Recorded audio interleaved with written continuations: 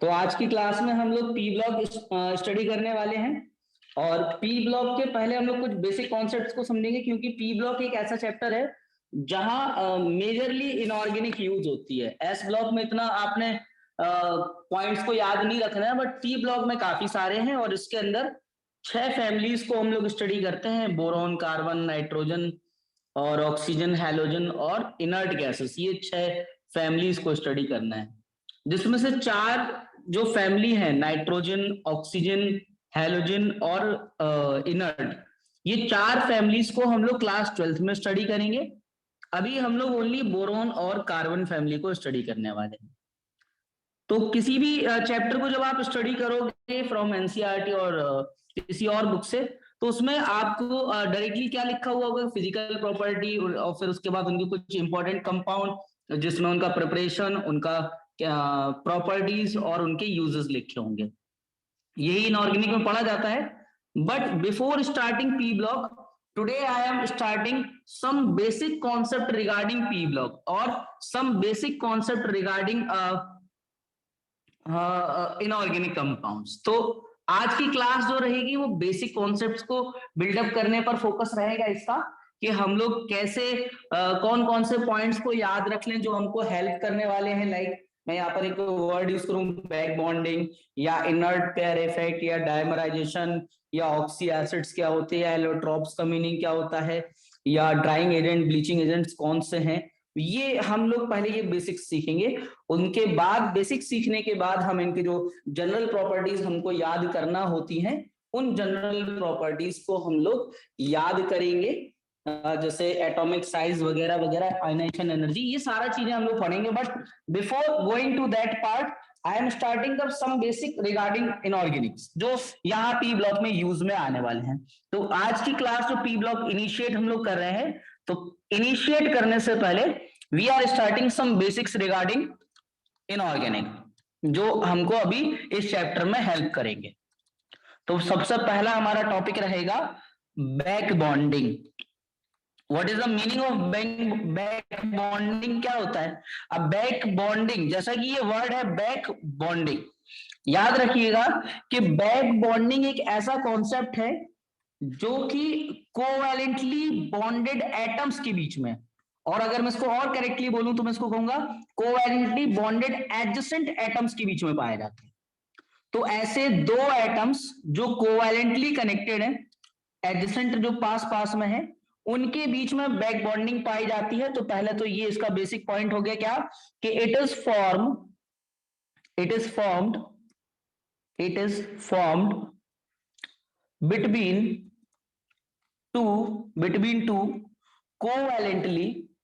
between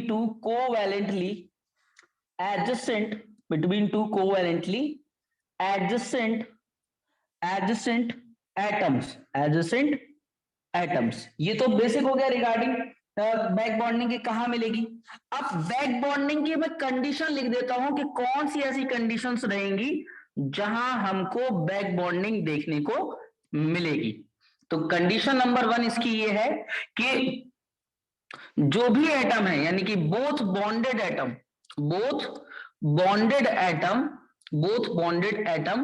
ये जो है, ये सेकेंड पीरियड में बिलोंग करना चाहिए।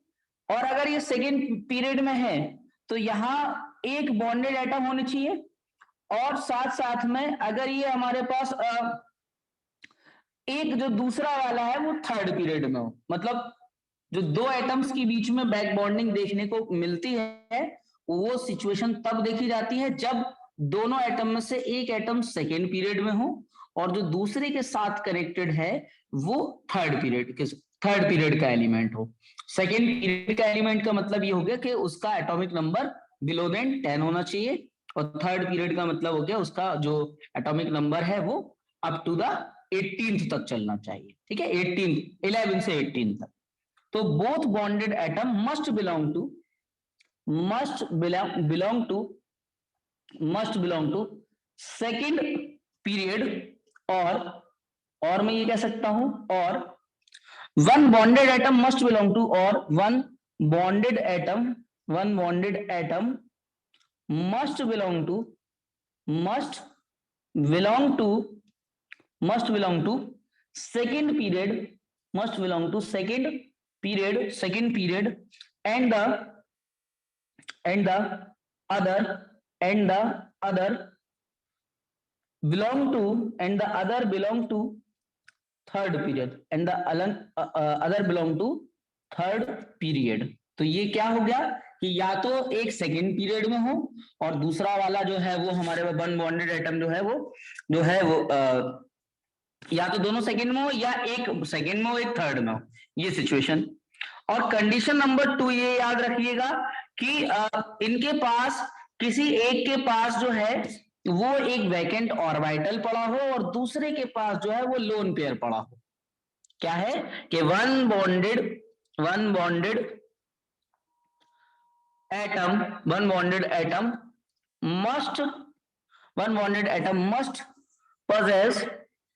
must possess vacant orbital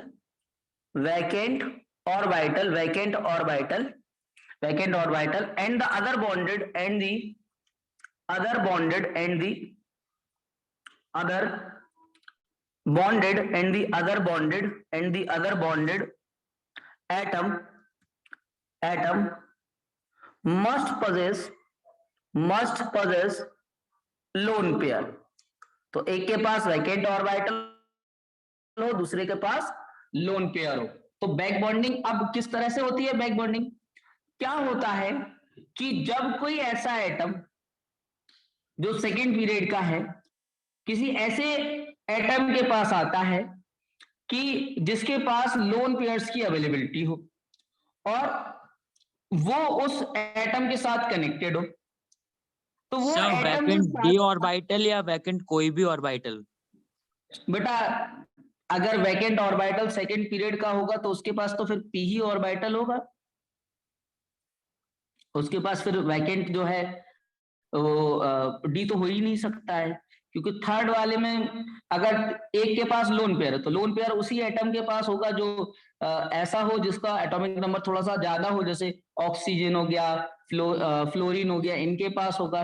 और अगर कोई थर्ड पीरियड का है जिसके पास लोन पेयर अवेलेबल होगा तो फिर वो क्लोरीन वगैरह हो गए, यानी हायर के होंगे।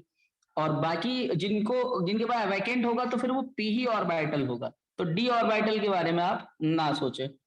अब डी ऑर्बिटल जो है वो मतलब जो बैक बॉन्डिंग बेसिकली हम लोग देखते हैं तो वो दो तरह की होती है, जब अभी मैं क्लासिफिकेशन बताऊंगा, एक पी पाई एक पी पाई डी पाई, तो वो भी मैं अभी आपको बताऊंगा कि दो तरह की बैक बॉन्डिंग देखने को मिलती है कि एक का पी और दूसरे वाले का पी, और एक का पी और दूसरे वाले का डी।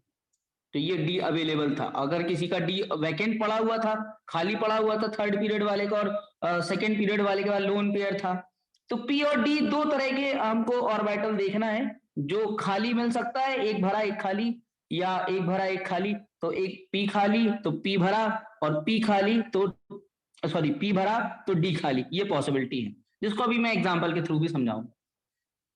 तो these are the situation for the condition, ये कंडीशन है कि इसी केस में ही हमको सोचना है बैक बॉन्डिंग का कॉन्सेप्ट। अब बैक बॉन्डिंग होती कैसे है वो भी आप समझ लीजिए कि बैक बॉन्डिंग क्या चल के आ रहा है इसमें। देखो क्या होता है कि कोई सिस्टम जो है, यानी कि for example if I took boron के पास मैं फ्लोरीन लेके आया, बोरॉन ने जो है 3 फ्लोरीन को अपने साथ जोड़ा, जब इसने जोड़ा तो boron have 5 electrons in the outermost shell, और फ्लोरीन जो था हर एक फ्लोरीन के पास जो है इसको फीलिंग आ रही थी कि ये फ्लोरीन जो है इनके पास 7 इलेक्ट्रॉन्स होते हैं आउटर मोस्ट शेल में। जब ये 7 इलेक्ट्रॉन वाला फ्लोरीन इसको सराउंड किया तो क्या सिचुएशन आई कि इसने जो है ये एक इलेक्ट्रॉन इससे ले लिया, इसने जो है वो एक इलेक्ट्रॉन इससे ले लिया और फ्लोरीन ने भी एक इलेक्ट्रॉन इससे ले लिया। अब ये क्योंकि कोवेलेंट बॉन्ड बन रहा है तो बोरॉन क्या करेगा, इन सबसे एक इलेक्ट्रॉन जो है अपना वापस मांगेगा। तो as a result what will happen कि बोरॉन ने किया क्या कि बोरॉन जो है वो फ्लोरीन से सिंगल बॉन्ड से कनेक्ट हो चुका है। अब बोरॉन के अगर पास देखा जाए तो पहले उसका एटॉमिक नंबर था 5, यानी इसका इलेक्ट्रॉनिक कॉन्फ़िगरेशन अगर मैं करूं तो 1s2 2s2 2p1 था, और अब फाइनली इसके पास जो नंबर ऑफ इलेक्ट्रॉन्स पहले 2, 3 आप ऐसे कह सकते हो शेल के हिसाब से। अब इसके पास बोरॉन जब BF3 की सिचुएशन में पहुंचा तब इसके पास और 3 इलेक्ट्रॉन्स की फीलिंग आने लगी, तो आउटर मोस्ट शेल में जो है 3 और उसको फीलिंग आ रही, टोटल 6 इलेक्ट्रॉन की। यानी कि इसका ऑक्टेट कंप्लीट नहीं है, इसका ऑक्टेट कंप्लीट नहीं है, यानी इसके पास वैकेंट ऑर्बिटल पड़ा हुआ है, इसको 2 इलेक्ट्रॉन्स की नीड है। उन ऑर्बिटल्स को वैकेंट ऑर्बिटल कहा जाता है जिनके पास कैपेबिलिटी हो इलेक्ट्रॉन को गेन करने के लिए। यहां पर वैकेंट पूरा कंप्लीटली वैकेंट पड़ा है, यानी कि एक ऑर्बिटल 2 इलेक्ट्रॉन की कैपेसिटी रखता है, तो कंप्लीट वैकेंट ऑर्बिटल है जो दोनों इलेक्ट्रॉन को गेन कर सकता है। यहां जो अदर एटम्स अवेलेबल है लाइक फ्लोरीन फ्लोरीन फ्लोरीन, जितने भी फ्लोरीन अवेलेबल है, तो ये फ्लोरीन कर क्या रहे हैं, बेसिकली ये फ्लोरीन जो है ये इसको ऐसा फील करा रहे हैं कि भाई तुम्हारे पास जो है वो इलेक्ट्रॉन्स की भली नीड है, बट मैं तुमको जो है ये एक इलेक्ट्रॉन अपने 2 इलेक्ट्रॉन प्रोवाइड कर रहा हूं। अब इनमें से कोई एक पॉसिबिलिटी है, जैसे हो सकता है कि किसी केस में ये वाला फ्लोरीन कहे कि मेरा वाला लोन पेयर तुम्हारा, और हो सकता है कि इसका एक और रेजोनेटिंग स्ट्रक्चर में बना दूं।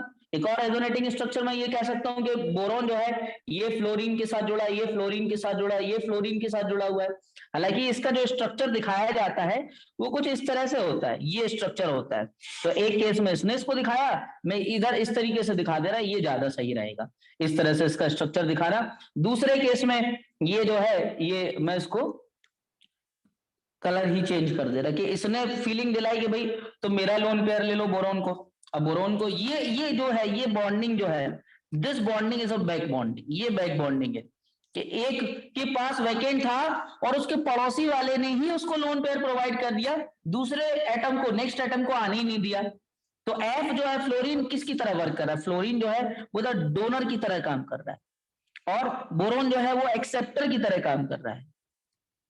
तो इसमें हुआ क्या, इसका अगर मैं अगर रेजोनेटिंग स्ट्रक्चर ये बनाऊं तो बच्चा ये भी कह सकता है कि सर ऐसा भी पॉसिबल है कि जरूरी थोड़ी ना यही फ्लोरीन जो है इसको इलेक्ट्रॉन दे। बिल्कुल बेटा ये भी पॉसिबल है कि ये वाला दे। एक और स्ट्रक्चर बना सकते हो आप कि ये बोरॉन जो था, ये बोरॉन जो ये 3 फ्लोरीन से ऐसे घिरा पड़ा है, तो इनमें से जो है ये फ्लोरीन भी तो इसको इलेक्ट्रॉन दे सकता है, बिल्कुल दे सकता है। इसकी भी पॉसिबिलिटी है कि ये इसको इलेक्ट्रॉन प्रोवाइड कर दे, तो ये स्ट्रक्चर बन जाए। तो ये तीनों जो है ये तीनों जो है ये बना सकते हैं बैक बॉन्डिंग बनाने।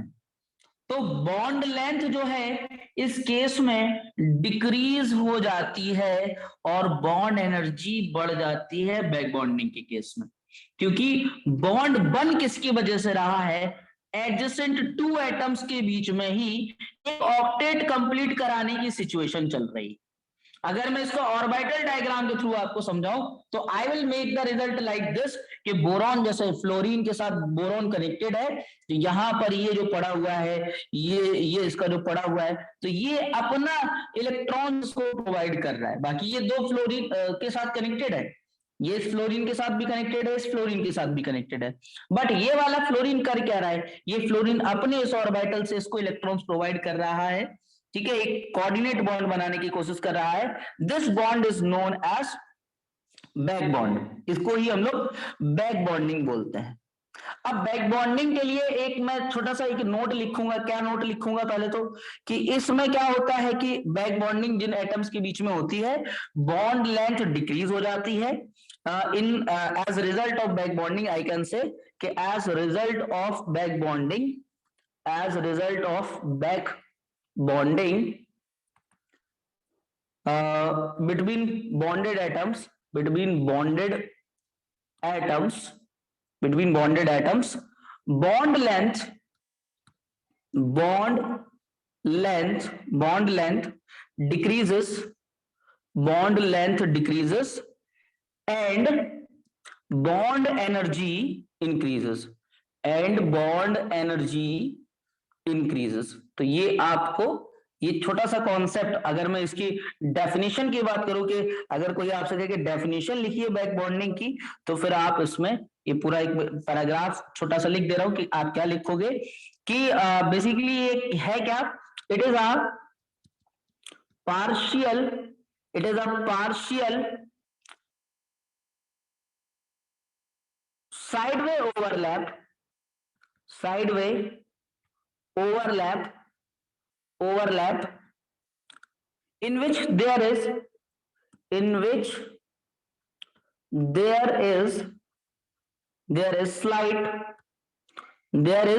slight electron transference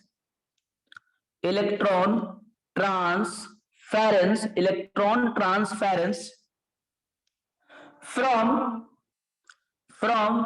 electron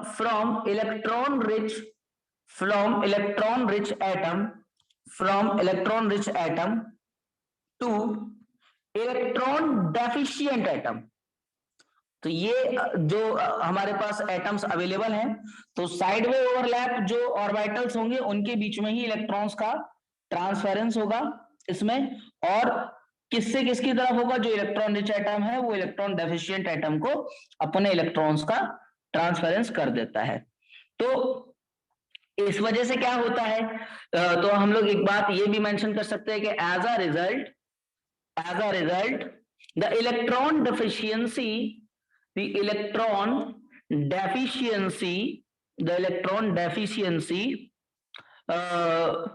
of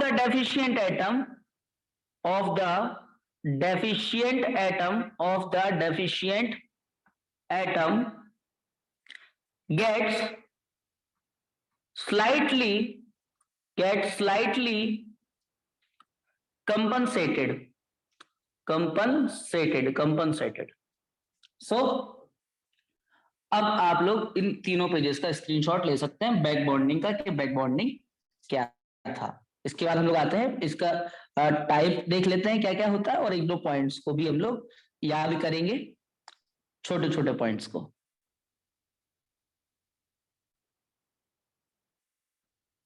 इस पेज का भी स्क्रीनशॉट ले लीजिए।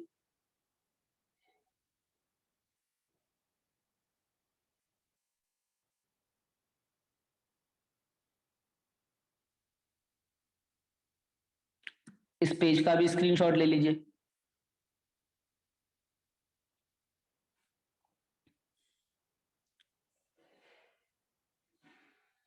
आप समझते हैं हम लोग टाइप्स के बारे में रिगार्डिंग बैक बॉन्डिंग, कि कितने टाइप का हमारे पास बैक बॉन्डिंग होता है।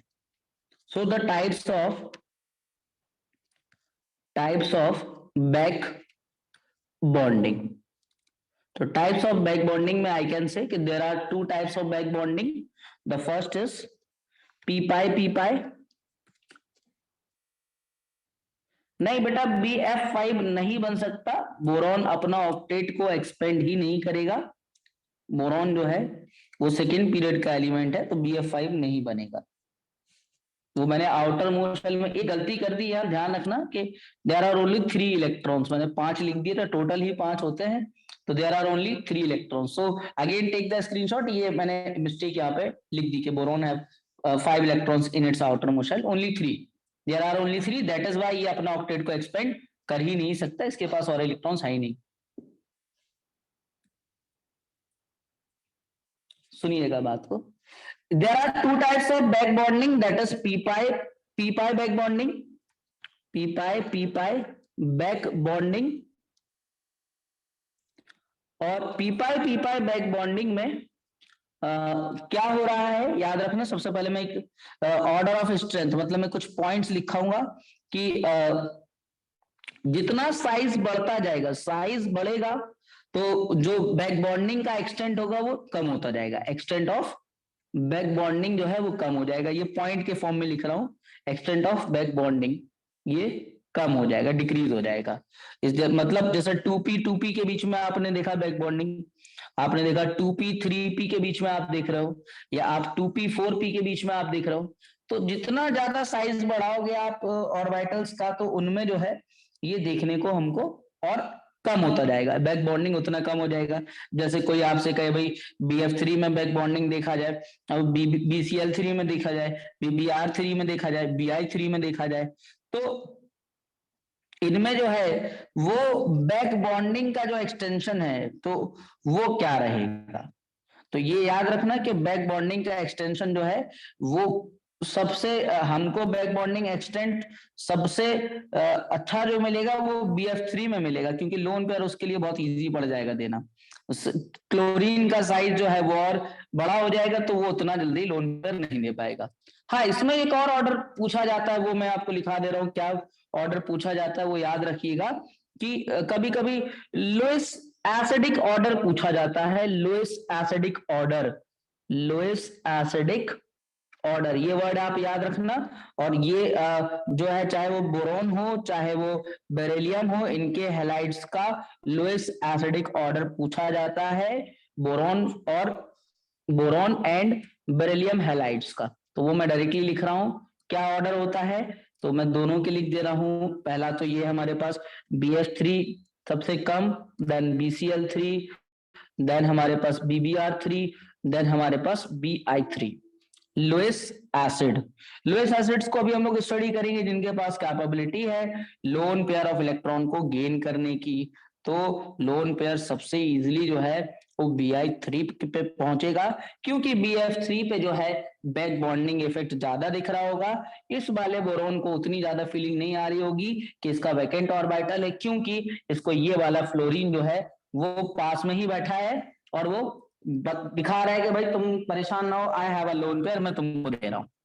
बट ये जो BI3 है ये इतना ज्यादा कंपैरेटिवली नहीं दे पा रहा होगा इसको, क्योंकि ये साइज में बड़ा है तो इसका लोन पेयर उतना ज्यादा फील नहीं करा पा रहा होगा। तो बोरॉन को जल्दी लोन पेयर चाहिए, दैट इज वाई ये ज्यादा एसिडिक कैरेक्टर दिखाएगा, क्योंकि Lewis acids are those acids जिनके पास कैपेबिलिटी हो लोन पेयर को गेन करने की। तो ये, और अगर इसी में जैसे मैं ऑर्डर बोलूं कि बेरिलियम का, तो बेरिलियम ये हमारे पास BeF2, BeCl2 या BeBr2 या BeI2, क्योंकि इसमें भी हमको ये लोएस एसिड्स के आपको ऑर्डर याद रखना है। इसके अलावा जो BF3 है, याद रखना कि ये मैं बोल रहा हूं ओनली, ये पॉइंट आप याद रखना कि जो BF3 है उसमें जो BF बॉन्ड होता है बोरॉन फ्लोरीन का, तो उसकी बॉन्ड एनर्जी और बॉन्ड लेंथ जो है वो एबनॉर्मल बिहेवियर दिखाती है, और उसका मेन रीजन यही है बैक बॉन्डिंग का। हम जितना एक्सपेक्टेड करते हैं उतने से ये BF3 में BF का बॉन्ड लेंथ जो है वो डिक्रीज हो जाता है काफी ज्यादा, और बॉन्ड एनर्जी जो है उसकी बढ़ जाती है।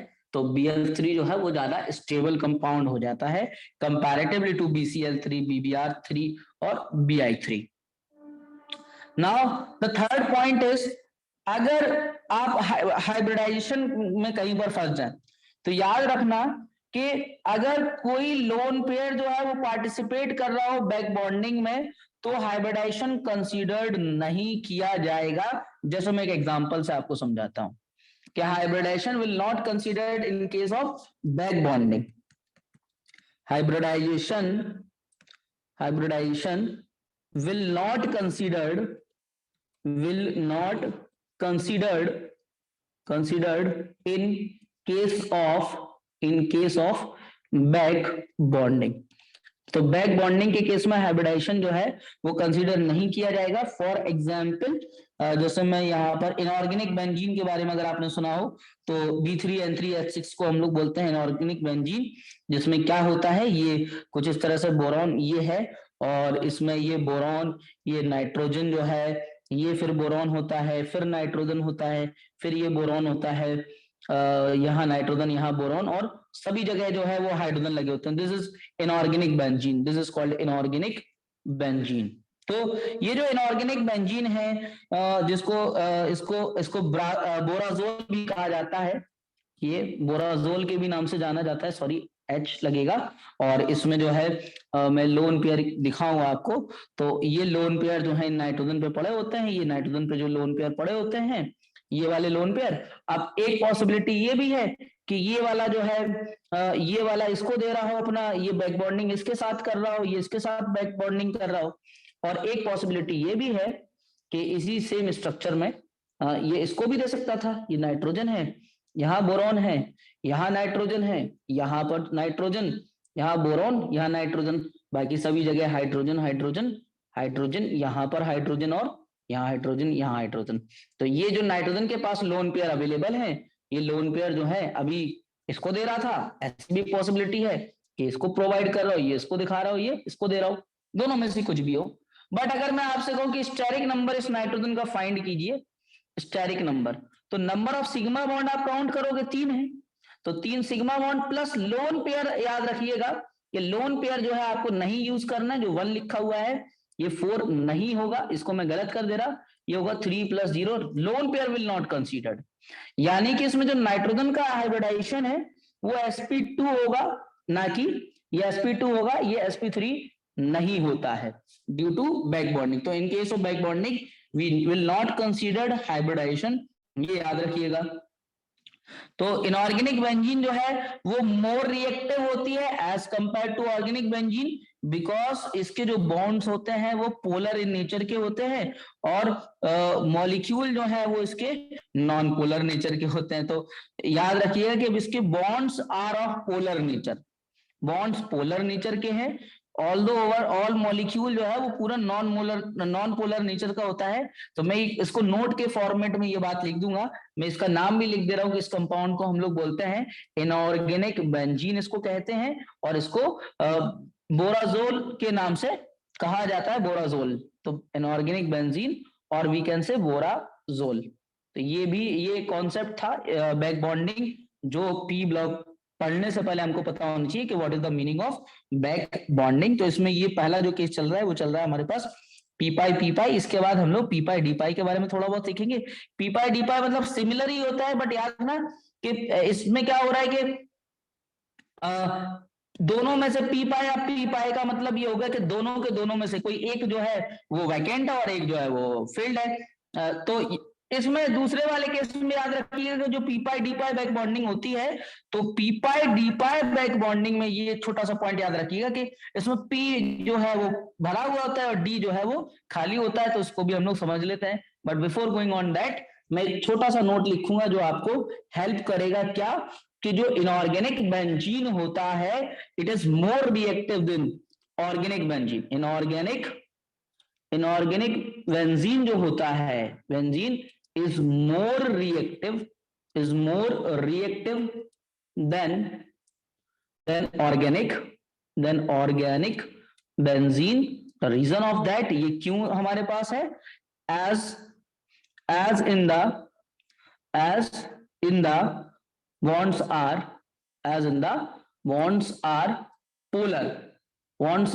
polar, ये पोलर नेचर के बॉन्ड्स होते हैं। although overall molecule is non-polar,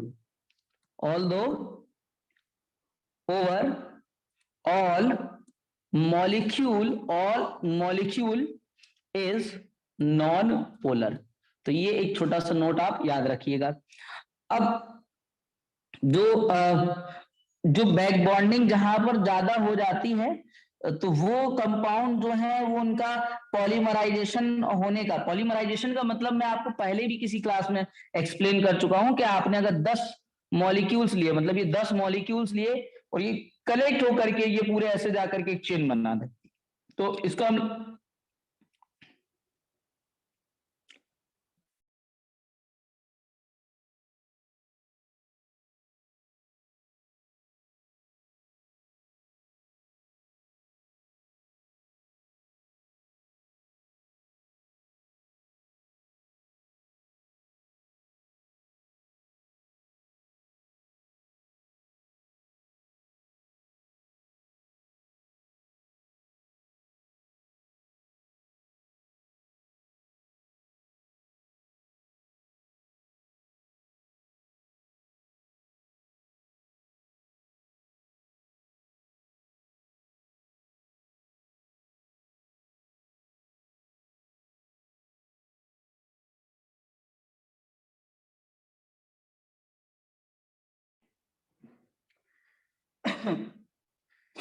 तो बच्चा यहां मैं ये बता रहा था कि 10 मॉलिक्यूल्स जो है वो एक ही पूरा मॉलिक्यूल बना दे आपस में जोड़ करके, तो हम बोलेंगे सॉरी डेकामराइजेशन। तो इसमें क्या है कि अगर बैक बॉन्डिंग बढ़ता है तो उसकी पॉलीमराइजेशन होने के चांसेस जो है वो कम होते जाते हैं। अगर बैक बॉन्डिंग बढ़ता है, बैक बॉन्डिंग कहीं पर प्रेजेंट है, जैसे BF3 है तो B2F6 में जाना वो पसंद नहीं करेगा, क्योंकि बैक बॉन्डिंग अवेलेबल है। तो बैक बॉन्डिंग अवेलेबिलिटी अगर करता है तो उसके पॉलीमराइजेशन के होने के चांसेस को वो डिक्रीज करता है। पॉलीमराइजेशन क्या प्रोसेस है कि एक मॉलिक्यूल जो है वो पॉली मॉलिक्यूल में चला जाए, चाहे वो 2 में चला जाए, यानी डाइमर बना दे, ट्राइमर बना दे, टेट्रामर बना दे, and so on, we can say polymer बना दे। So take the screenshot of this page. मैं अब आपको बताता हूँ p pi d pi back bonding के बारे में। After that we will study के what is the meaning of banana bond क्या होता है, क्योंकि ये सारे बेसिक्स अब इस चैप्टर में यूज होने वाले हैं। देखो थर्ड पेज से दिखा दीजिए। थर्ड पेज से, ये रहा थर्ड पेज, ये fourth, fifth,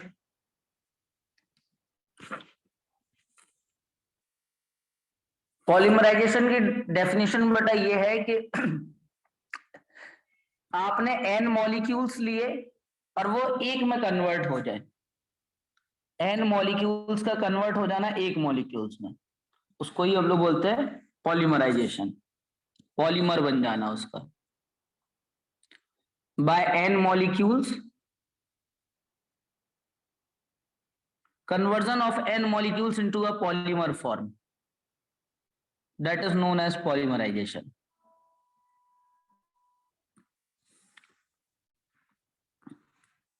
Next is p pi d pi back bonding, p pi d pi back bonding। इसको समझ लीजिए कि ये p pi d pi back bonding क्या होती है। इसमें याद रखना कि P और D के बीच में, जैसे P और D के बीच में कोई बॉन्ड बना हुआ है, तो P वाला D को लोन पेयर प्रोवाइड करेगा।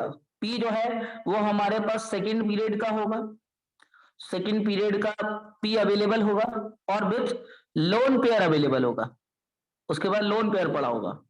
और जो D जो है वो थर्ड पीरियड से ही होगा, क्योंकि हमें पता है कि सेकेंड पीरियड में तो D होता ही नहीं है, तो ये थर्ड पीरियड से होगा और साथ में with vacant orbital, with vacant orbital. तो ये हमारे पास कंडीशन हो गई। अब इसमें आपको एक तो ये पॉइंट याद रखना है, जैसे मैं एक एग्जांपल लेता हूं कि हाइब्रिडाइजेशन की बात करूं तो हाइब्रिडाइजेशन तो हमको बैक बॉन्डिंग के केस में यूज करना ही नहीं है। अब मैं एक एग्जांपल समझाता हूं आपको, इसमें पॉइंट वाइज चलते हैं हम लोग। पहले हम लोग हाइब्रिडाइजेशन की बात करेंगे। तो हाइब्रिडाइजेशन हम जानते हैं कि स्टेरिक नंबर के थ्रू निकाला जाता है। नाइट्रोजन जो है, ये नाइट्रोजन की अगर हम लोग बात करें तो ये कनेक्टेड है 3 CH3 से, यानी ट्राई मिथाइल अमाइन ले रहे हैं हम लोग, CH3 और ये CH3 और इसके पास एक लोन पेयर जिसको मैं ऐसे दिखा रहा हूं, ठीक है, ये लोन पेयर हो गया। और दूसरा जो सब्सटेंस है वो हमारे पास है SiH, मतलब ये नाइट्रोजन तो है, इसको हम लोग बोलते हैं ट्राइसिलाइल अमाइन। ट्राइसिलाइल मतलब यहाँ पे जैसे SiH3 ले रहा हूं, SiH3 यूज कर रहा हूं, SiH3 यूज कर रहा हूं। तो इसमें हाइब्रिडाइजेशन जब आप कैलकुलेट करोगे नाइट्रोजन का, यहां पर अब CH3 तो ये बन चुका है, अब CH3 तो ऑलरेडी हमारे पास, ये देखो इसको कोई नीड नहीं है, इसको कोई लोन पेयर की नीड नहीं है CH3 को, बट SiH3 में अब आपको ये फील हो सकता है कि सर Si जो है, सिलिकॉन जो है, वो भी तो अपना ऑक्टेट कंप्लीट किए बैठा है, उसको जरूरत ही नहीं है। बट हम जानते हैं कि सिलिकॉन का एटॉमिक नंबर बच्चा 14 होता है। जब आप उसका इलेक्ट्रॉनिक कॉन्फ़िगरेशन करोगे तो 1s2 2s2 2p6 3s2 3p2 कर दोगे। तो इसके बाद 3D जो है, इसका 3D इसके पास, ये तो लोन पेयर है इसके पास, नाइट्रोजन के पास, बट सिलिकॉन के पास जो है, सिलिकॉन के पास बेटा 3D हमारे पास खाली पड़ा है, ये 3D खाली पड़ा हुआ है। इट मींस ये नाइट्रोजन क्या कर सकता है, नाइट्रोजन इसके साथ भी बैक बॉन्डिंग कर सकता है, इसके साथ भी बैक बॉन्डिंग कर सकता है, इसके साथ भी बैक बॉन्डिंग कर सकता है। इसके पास D ऑर्बिटल खाली पड़ा है, D वैकेंट D है, D भी कहूंगा वैकेंट D है यहाँ पर। तो ये वैकेंट डी है, तीनों के पास वैकेंट डी। तो ये जो ट्राइसिलाइल अमाइन है, इसका हाइब्रिडाइजेशन की अगर मैं बात करूं तो इसमें नाइट्रोजन का हाइब्रिडाइजेशन, या हाइब्रिडाइजेशन को इससे लिख दे रहा, इससे देखो, इसका हाइब्रिडाइजेशन जो है वो sp3 काउंट किया जाएगा, बट जब इस नाइट्रोजन की बात की जाएगी तो इसका sp2, क्योंकि इसका लोन पेयर हमें काउंटिंग में नहीं लेना है। तो ये एक छोटी सी बात, ये इसमें ये लोएस्ट बेस की तरह वर्क नहीं करेगा। This is not the lowest base. Lowest base कौन होते हैं? जो लोन पेयर प्रोवाइड कर पाए, बट ये हमारे पास लोएस्ट बेस की तरह वर्क करेगा। It is the lowest base, ये लोएस्ट बेस नेचर का होगा, lowest base, but this will not act as a lowest base because it doesn't have a lone pair, ये प्रोवाइड ही नहीं कर सकता। नाइट्रोजन जो है वो SiS3 तीनों को अपना लोन पेयर ये प्रोवाइड कर रहा है, कभी इधर कभी इधर कभी इधर, ये ऑलरेडी वर्क कर रहा है, अवेलेबल ही नहीं डोनेट करने के लिए। जब तक डोनेट नहीं करेगा तब तक लोएस्ट बेस नहीं कहलाएगा। तो ये लोएस्ट बेस नहीं है। पहला वाला लोएस्ट बेस था, हाइब्रिडेशन कुछ और था। तो हाइब्रिडेशन चेंज हो गया तो शेप भी चेंज हो जाएगा। एक जो है वो ट्रायंगुलर पिरामिडल शेप में होगा, एक लोन पेयर और 3 बॉन्ड पेयर है, बट दूसरा वाला जो है वो ट्रायंगुलर प्लेनर में होगा, sp2 हाइब्रिडेशन में। ये छोटे छोटे पॉइंट्स जो है वो आपको याद रखना पड़ेंगे। तो कुछ और पॉइंट्स मैं इसमें बताऊंगा कि जैसे मैं एक बता दूं आपको एसिडिक स्ट्रेंथ। तो जहां पर जो है कहीं पर अगर बैक बॉन्डिंग प्रेजेंट होगी तो वो उसका जो है एसिडिक कैरेक्टर बढ़ेगा, उसका एसिडिक कैरेक्टर बढ़ेगा। जैसे मैं एक एग्जांपल ले